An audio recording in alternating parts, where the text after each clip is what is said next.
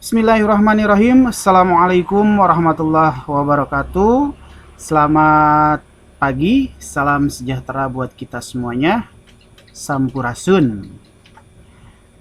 Ya, kembali lagi ya dengan saya, tentunya Beni Ismail di mata pelajaran fisika kelas 10, khususnya kelas 10 TBSM, kemudian kelas 10 TKJ, dan kelas 10 TL.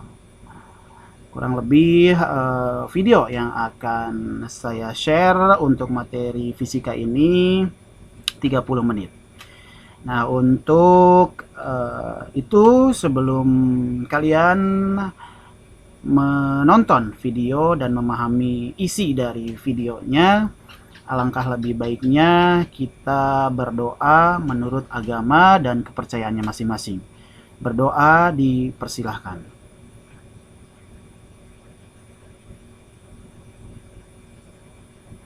Berdoa selesai. Semoga di hari ini ya, tepatnya di tanggal 12 Agustus 2020, tetap kondisi fisik kita dalam lindungan Allah Subhanahu wa taala dan tetap sehat ya.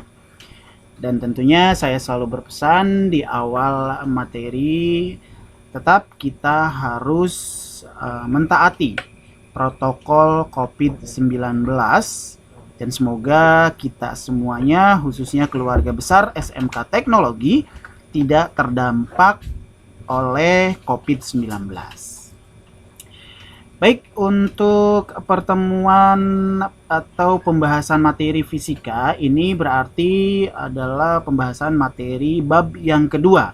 Untuk minggu kemarin kita membahas perihal besaran dan satuan. Banyak trouble ya, jadi sorry semuanya untuk video yang minggu kemarin itu memang sedikit trouble, jadi dari voice atau suaranya tidak terdengar oleh kalian. Saya padahal sudah cukup kencang untuk menjelaskan perihal besaran dan satuan. Sekilas saya akan merangkum perihal besaran dan satuan.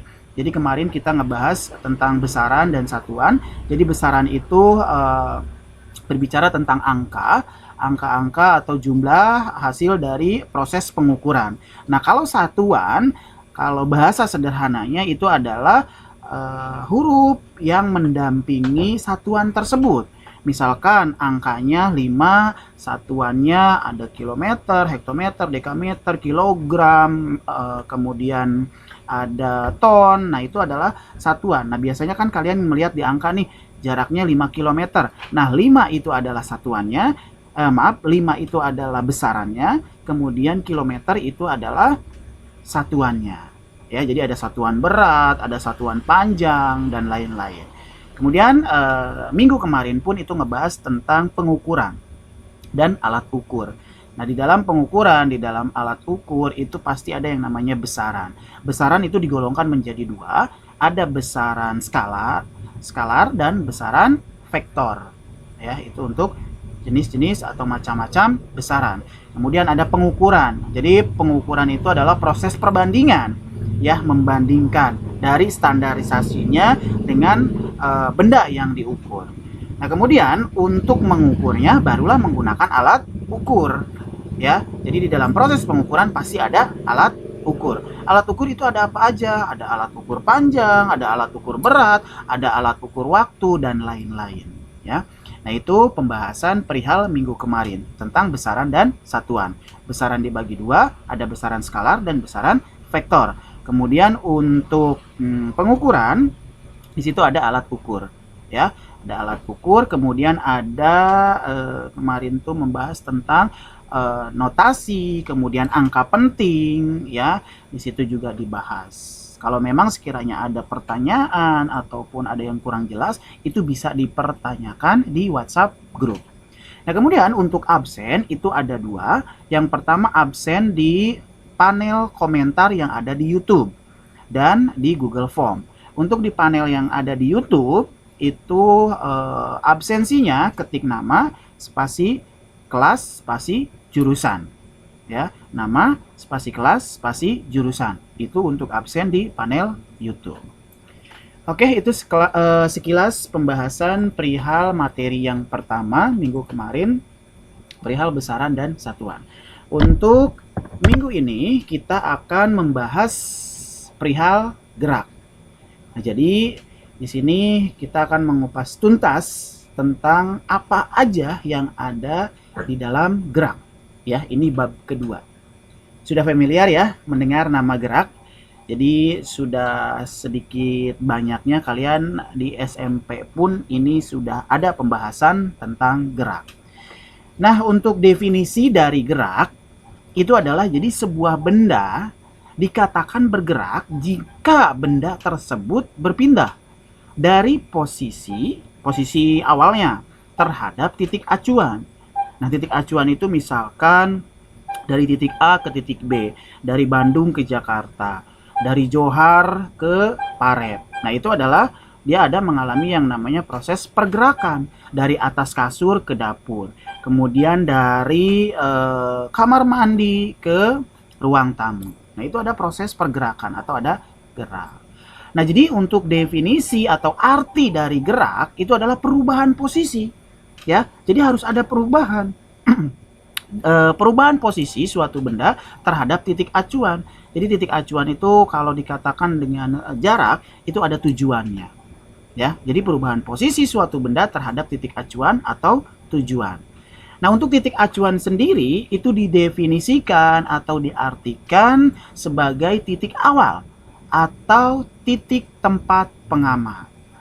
Ya, itu untuk pengertian dari titik atau pengertian dari titik acuan. Paham ya? Itu secara sederhana.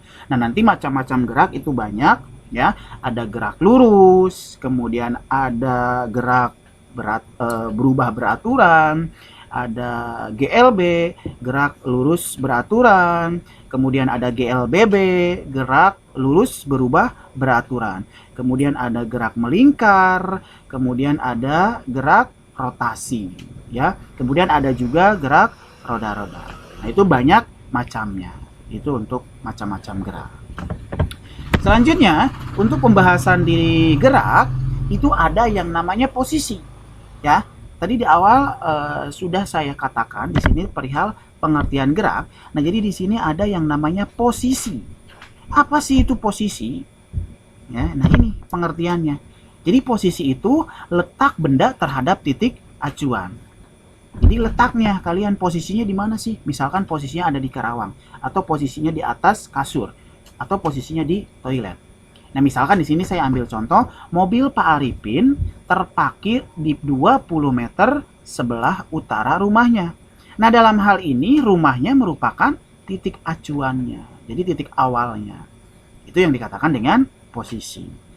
Nah, selain itu, di dalam gerak pasti ada yang namanya jarak.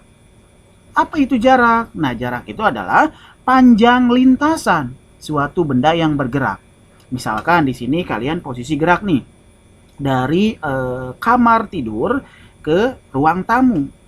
Nah, jarak atau panjang lintasan dari kamar ke ruang tamu ya, dari titik sini ke titik sini itu berapa? Nah, itu yang dikatakan dengan jarak.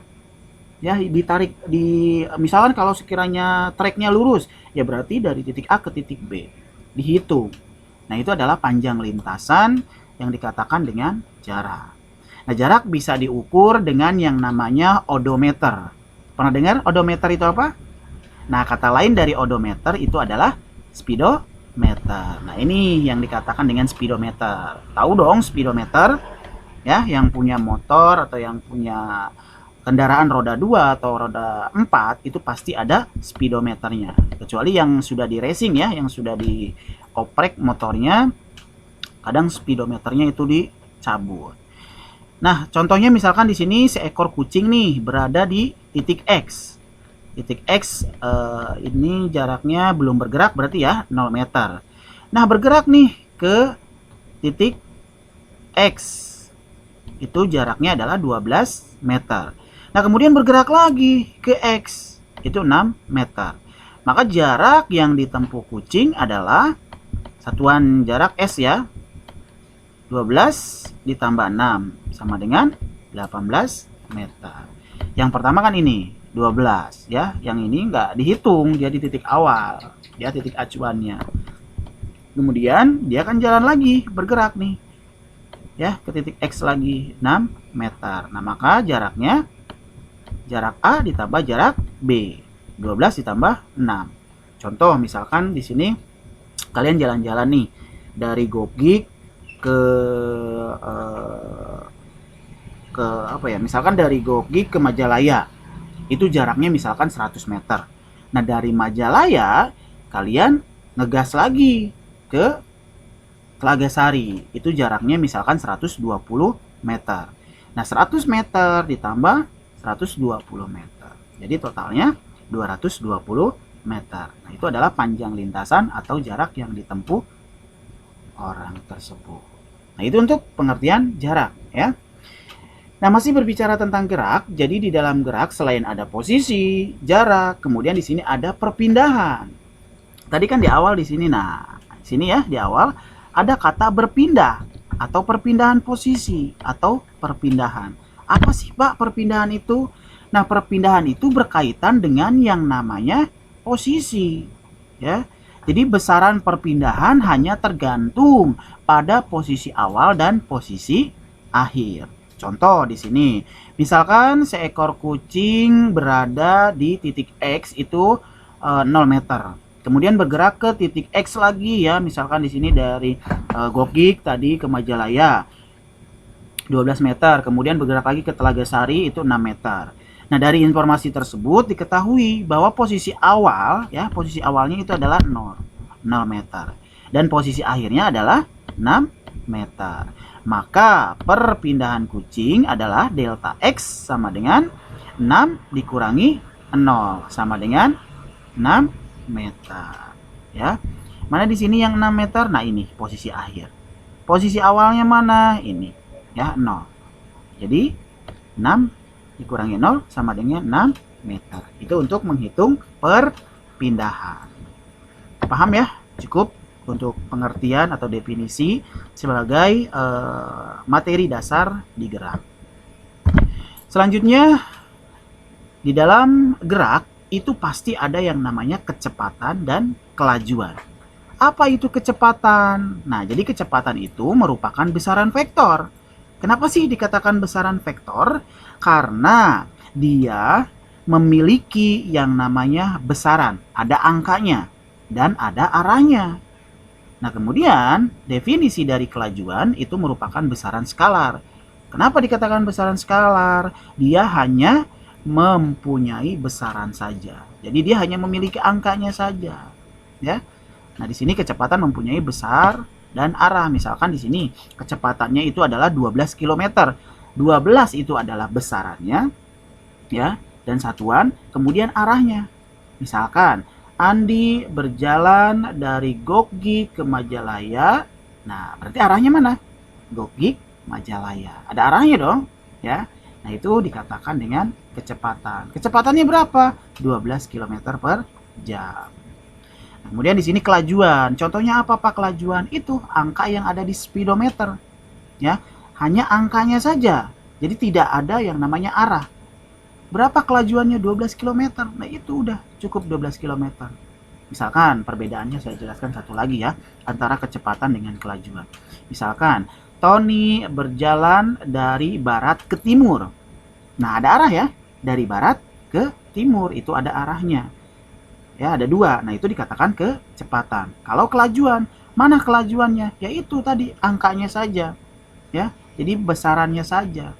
Tidak ada arahnya. Nah, makanya di situ yang ada hanya yang terlihat contoh dari kelajuan itu adalah angka yang ada di speedometer. Nah, untuk satuan internasional kecepatan dan kelajuan adalah meter per sekon. Untuk singkatannya atau disingkatnya adalah M per S. M ini adalah meter, untuk satuan jarak, S ini adalah waktu. Ya, jadi waktu dibagi, jarak dibagi waktu. Atau MS pangkat negatif 1. Nah, untuk lambang kelajuan dan kecepatan adalah huruf V. Ya, velocity. V velocity. Jadi V, huruf V untuk lambang dari kelajuan dan kecepatan. Jadi untuk mencari rumus, kalau mencari kelajuan atau kecepatan itu lambangnya adalah V. Lanjut ya, itu perihal dasar atau definisi dari kecepatan dan kelajuan. Nah, di dalam kelajuan kita bisa menghitung ada yang namanya kelajuan rata-rata. Bagaimana cara menghitung kelajuan rata-rata? Rumusnya adalah ini. V ya, karena kelajuan ini adalah besaran vektor. Nah, ini adalah lambang vektor ya. Jadi kalau berbicara tentang vektor pasti ada lambang di atasnya, ada strip di atas atau tanda panah. Itu maka di sini termasuk kelajuan adalah besaran vektor. Tadi lambang dari kelajuan adalah huruf V. Nah, untuk rumusnya atau untuk cara mencari kelajuan rata-rata itu adalah jarak total ya, S dilambangkan dengan huruf S dibagi selang waktu total. Selang waktu total atau lambangnya T. Jadi V sama dengan atau V vektor sama dengan jarak total dibagi selang waktu. S dibagi T. Nah, untuk rumus besar kecepatan rata-rata atau V vektor juga sama dengan, ini untuk mencari besar kecepatan rata-rata ya. Kalau yang di atas kelajuan, kalau yang di bawah itu adalah kecepatan. Bagaimana cara mencarinya? Yaitu besar perpindahan total atau S dibagi selang waktu total. Jadi S dibagi T. Itu untuk rumusnya. Nah, untuk contoh soalnya ini, misalkan di sini seorang siswa berjalan ke timur sejauh 2 meter selama 1 skon. 1 skon itu atau 1 detik ya.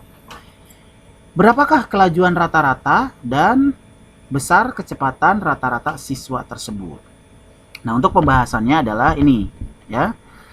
Ini di sini ada arah panahnya ya, barat, utara, timur, selatan. Ini A, B. Untuk ya. Jadi di sini siswa berjalan ke timur. Ke timur berarti dari barat ke timur ya, di sini nih. A, B. Nah, untuk menghitung tadi ya, yang di sini yang pertama itu menghitung kelajuan. V vektor sama dengan jarak dibagi waktu. Jaraknya berapa? Nah, ini sejauh 2 meter. Berapa waktu yang ditempuhnya? 1 detik atau 1 skon. Jadi totalnya adalah 2 meter per skon. Nah, ini besaran itu adalah 2. Ini satuan ya, meter per skon. Nah, kemudian untuk mencari besar kecepatan rata-rata adalah ini V vektor sama dengan 2 meter dibagi 1 skon atau 1 detik. Sama ya. Nilainya adalah 2 meter per skon. Jadi di sini kelajuan rata-ratanya adalah 2 meter per skon, kemudian besar kecepatan rata-ratanya sama 2 meter per skon. Di sini ada arah kecepatan rata-rata, itu sama dengan arah perpindahan, itu sama dengan ke arah timur. Itu untuk contoh soal yang pertama. Ada contoh soal yang kedua. Misalkan di sini seorang siswa nih berjalan ke arah timur sejauh 2 meter selama 1 detik. Lalu berjalan ke barat sejauh 1 meter selama 2 detik. Berapa kelajuan rata-rata dan kecepatan rata-rata siswa tersebut? Nah, untuk rumusnya masih sama ya tadi. Di sini dia dari tetap jalannya ya dari timur, berjalan ke timur kemudian ke barat. Nah, jadi di sini ada dua kali perjalanan. Nah, untuk menghitung kelajuan rata-rata di sini 2 meter ditambah 1 meter, ini jaraknya ya kan, karena ada 2. Yang pertama berjalan ke timur, kemudian berjalan ke barat. Jaraknya ada 2 meter dan 1 meter. Ditotalkan dulu jaraknya ya. Barulah dibagi dengan waktunya. Waktunya ada berapa aja? Yang pertama ke timur dia selama 1 detik. Kemudian yang ke barat itu selama 2 detik. Ditotalkan dulu, dijumlahkan. Ya, setelah dijumlahkan jarak dengan waktu, ya jaraknya tadi hasilnya adalah 3 meter, kemudian dibagi waktunya. Waktunya juga sama, 3 detik. Jadi total dari kelajuan rata-rata itu adalah 1 meter per sekon. Nah, itu untuk menghitung kelajuan rata-rata. Selanjutnya yang kedua, itu mencari besar kecepatan rata-rata. Kalau kecepatan rata-rata tadi rumusnya apa? Dikurangi, ya, di sini.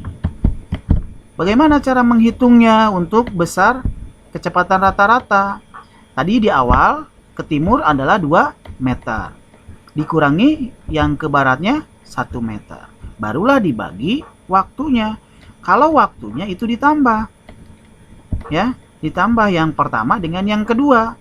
1 sekon atau 1 detik ditambah 2 detik. Jadi di sini 2 dikurangi 1 hasilnya adalah 1 meter. Ini untuk jaraknya. Kemudian untuk waktunya 3 detik. Jadi untuk waktunya adalah 1 per 3 meter per sekon. Nah, itu untuk menghitung besar kecepatan rata-rata. Nah, arah kecepatan rata-rata sama dengan arah perpindahan itu adalah ke timur. Itu untuk contoh soal yang kedua ya, menghitung perihal kelajuan rata-rata dan besar kecepatan rata-rata. Nah, di sini ada yang namanya kelajuan sesaat dan kecepatan sesaat. Untuk definisinya, kelajuan sesaat ini adalah jarak yang sangat kecil dibagi selang waktu tempuh yang sangat singkat. Ya, itu untuk kelajuan. Nah, dengan kata lain di sini adalah kelajuan sesaat merupakan jarak yang sangat kecil yang ditempuh selama selang waktu yang singkat. Jadi jaraknya itu pendek, waktunya singkat. Nah, itu yang dikatakan dengan kelajuan sesaat. Misalkan di sini contoh nih, kalian kan pernah nih mengendarai yang namanya sepeda motor atau mobil. Nah, di situ kalian akan mengamati kelajuan sepeda motor atau misalkan akan mengamati mobil. Nah, pasti kan selalu yang namanya berubah-ubah setiap saat selama sepeda motor atau mobil bergerak. Misalkan ngegasnya kalian kan nggak konsisten. Kadang ngebut, ya ngegasnya. Terus ada pelan. Nah, itu dikatakan dengan kelajuan sesaat. Misalkan ngegas nih dari jarak 5 meter dari titik A ke titik B, kecepatannya itu misalkan kalian menggunakan 120 km per jam. Tol banget ya gasnya. Nah, kemudian yang kedua berhenti, di depan ada gajlugan, ada polisi tidur. Dikurangin dong kecepatannya. Ya, beda lagi tuh kecepatannya. Di situ kalian misalkan diturunkan kecepatannya, agak direm ya. Jadi misalkan di situ kecepatannya 80 km per jam dengan jarak misalkan 10 meter. Nah, itu adalah kelajuan sesaat. Ya, dilihat bisa di speedometer. Kadang kan seperti itu. Ngegas kalau trek lurus gitu ya. Pas di depan ada orang atau di depan ada tanjakan, biasanya kan dikurangi kecepatannya. Nah, itu yang dikatakan dengan kelajuan sesaat. Hanya nominalnya saja, hanya angkanya saja. Nah, jadi kelajuan sesaat ditunjukkan oleh speedometer. Kalau speedometernya masih hidup, kan terlihat di jarum. Ya, seperti itu. Itu untuk contoh kelajuan sesaat. Nanti akan ada cara menghitungnya. Nah, sekarang ada yang namanya besar kecepatan sesaat. Ini yang paling rumit biasanya. Jadi besar perpindahan yang sangat kecil. Ya, ingat besar perpindahannya. Kalau ini adalah jaraknya, kalau ini adalah perpindahannya. Yang sangat kecil dibagi selang waktu tempuh yang singkat. Jadi waktu tempuhnya berapa? Ya, nanti perpindahan jaraknya, kemudian dibagi selang waktu tempuh yang singkat. Kalau bahasa sederhananya, misalkan di sini besar kecepatan sesaat itu merupakan besar perpindahan yang sangat kecil yang ditempuh selama selang waktu yang sangat singkat. Ya, tadi kalau kelajuan yang ditunjukkan oleh speedometernya doang. Nah, kalau berbicara tentang besar kecepatan, itu angkanya yang akan nanti dihitung, yang akan bisa dihitung, ya.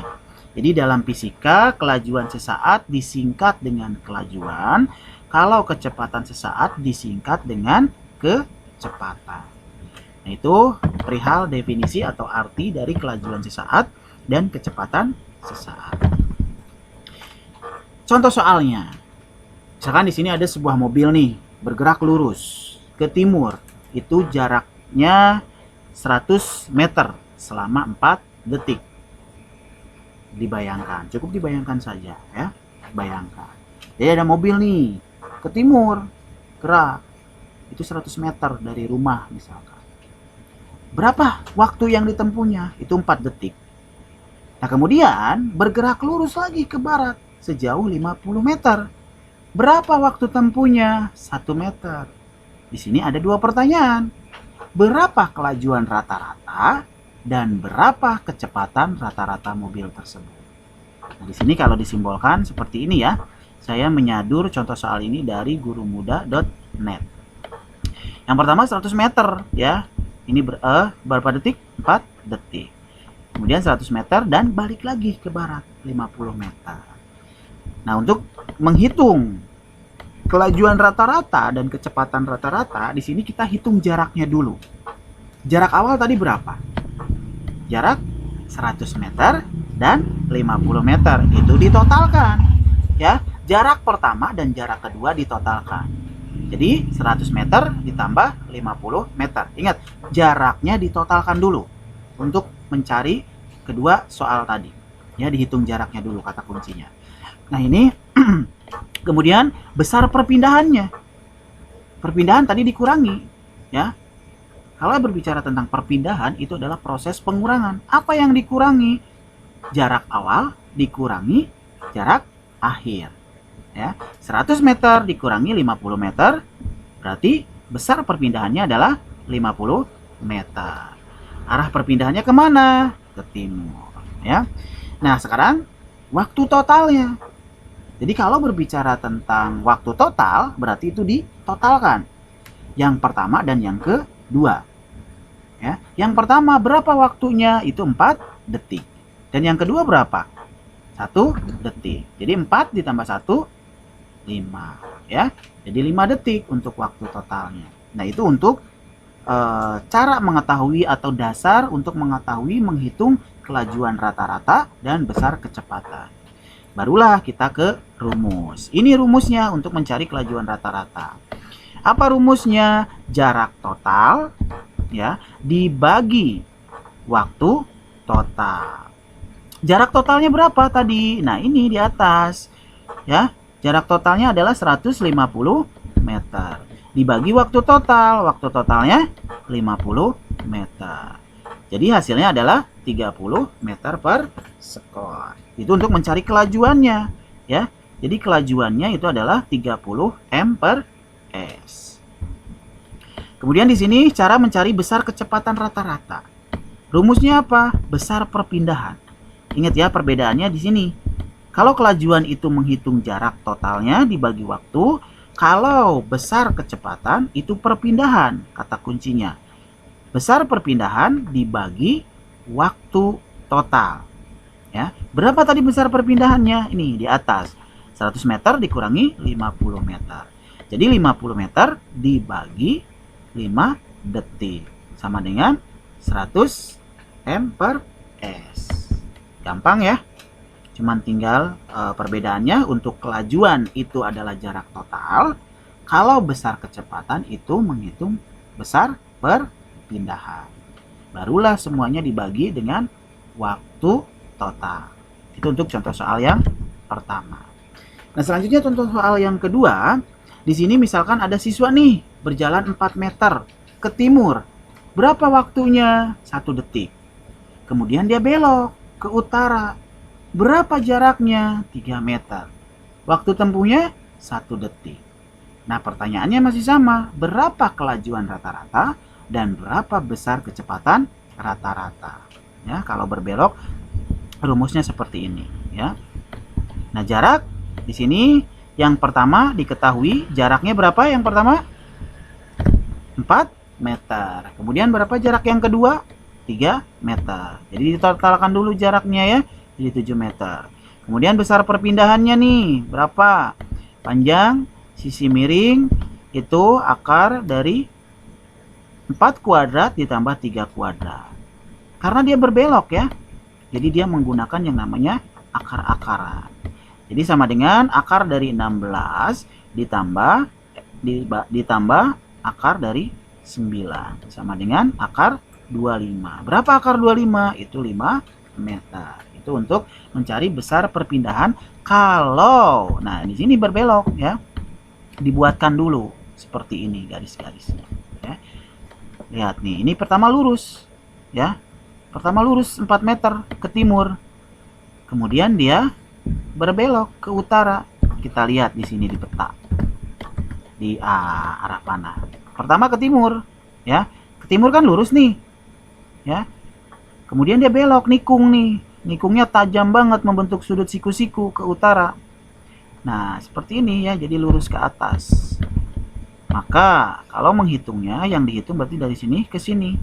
Nah, kalau kasusnya seperti ini, dia menggunakan akar-akaran. Nah, ini nih, akar-akaran tuh maksudnya nih, pembagian diakarkan. Ya. Pertama, di sini, untuk menghitung besar perpindahan, jadi akar dari jarak pertama dikuadratkan, ditambah jarak yang kedua dikuadratkan, baru diakarkan. Nah, ini ya untuk besar perpindahan. Nah, jadi di sini arah perpindahannya timur laut, jadi arah tanda panah berwarna orange. Waktu total, nah tadi ditotalkan ya. Yang pertama 1 detik, yang kedua 2 detik. Jadi waktu totalnya adalah 2 detik. Nah, barulah kita ke kelajuan rata-rata. Rumusnya tadi ya, jarak total dibagi waktu total. Sama dengan 7 meter dibagi 2 detik. Jadi hasilnya 3,5 meter per sekon.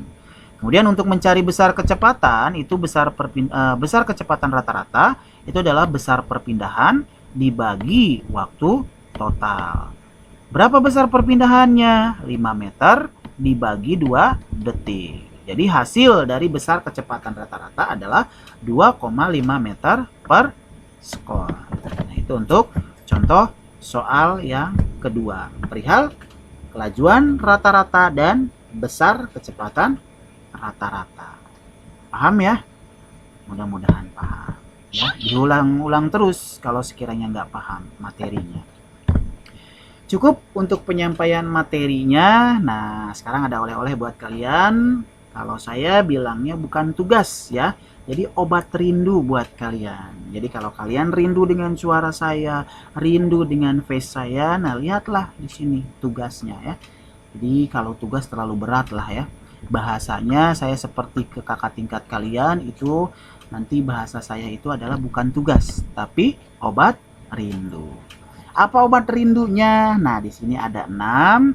Yang pertama itu adalah membuat video contoh dari macam-macam gerak. Untuk referensinya silahkan bisa kalian lihat di YouTube ya, video contoh implementasi atau contoh penerapan dari macam-macam gerak. Apa saja macam-macam geraknya? Yang pertama gerak lurus, kemudian gerak lurus beraturan, gerak lurus berubah beraturan, gerak lurus berubah beraturan dalam kehidupan sehari-hari, kemudian gerak melingkar, dan gerak roda-roda. Nah, jadi ke-6 macam gerak tersebut silahkan kalian buatkan videonya. Ya, berapa durasi videonya? Minimal 5 menit. Ya, ini tugas perorangan, bukan tugas kelompok. Ya, jadi nanti kalian minta divideokan atau pertama lihat dulu nih di YouTube. Ya, setelah lihat di YouTube baru kalian membuat video sendiri. Terserah gambarnya atau modelnya siapapun. Mau gantian dengan temannya silahkan ya. Yang pasti ke-6 video ini harus ada. Ya, dikumpulkan terakhir tanggal 16 Agustus 2020. Nah, untuk link pengumpulan tugasnya nanti menyusul. Jadi silahkan dikumpulkan terlebih dahulu tugasnya. Nanti ketika saya share link untuk pengumpulan tugas, baru kalian kumpulkan. Nah, terakhir pengumpulan tugasnya itu tanggal 16 Agustus 2020. Dikerjakan ya, karena nilai tugas itu persentasinya besar, 40%. Jadi kalau kalian rajin mengumpulkan tugas, biasanya lulus sih dengan saya gitu ya. Tapi kalau sekiranya kalian tugasnya tidak dikumpulkan, besar kemungkinan tidak lulus nilai oleh saya. Oke, cukup itu perihal penjelasan materi hari ini untuk amanat ataupun motivasi buat kalian. Itu ada 2 poin untuk minggu kali ini. Semua kelas saya menyampaikan 2 poin motivasi buat kalian. Yang pertama motivasinya adalah ketika kalian mendapatkan ilmu apapun itu, baik ilmu pengetahuan yang ada di sekolah ataupun ilmu perihal keagamaan yang didapatkan di luar sekolah ataupun di dalam sekolah, itu harus tersampaikan atau harus ditransfer ke orang lain. Karena sesuai dengan keterangan pun itu adalah ketika kalian mendapatkan ilmu, sampaikan walau satu ayat. Jadi ketika kalian sudah mendapatkan ilmu yang memang bermanfaat buat orang lain, itu kita harus punya prinsip mentransfer ilmu ke orang lain. Ya, yang pertama itu sampaikan ilmu walau satu ayat. Transfer, ya. Biasakan transfer ilmu. Minimal ke orang tua kalian atau ke adik-adik kalian, ke kakak kalian, ke teman kalian. Jadi estafet supaya yang namanya ilmu yang kalian dapatkan itu bisa tersampaikan ke orang lain dan bisa bermanfaat dan digunakan oleh orang lain. Ini adalah salah satu contoh dari amalan jariah. Ya, ketika ilmu tersebut diterapkan oleh orang lain, ketika ilmu tersebut diperagakan atau dipraktekkan oleh orang lain secara tidak langsung, ketika ilmu tersebut bermanfaat dan ilmu tersebut positif buat orang lain, itu akan menjadi amal jariah buat kalian. Ini adalah salah satu pahala atau ganjaran yang paling murah dan yang paling gampang. Jadi ketika orang yang sudah kalian estafet ilmunya, kemudian mengestafetkan lagi ke yang lain, kemudian ditransferkan lagi ke yang lain, itu nanti akan mengucur. Ketika kalian sudah meninggal pun, pahala tersebut akan sampai ke kalian. Ya, jadi kesimpulannya yang pertama adalah ketika kalian mendapatkan ilmu yang bermanfaat dan positif, sampaikan walau satu ayat. Itu yang pertama.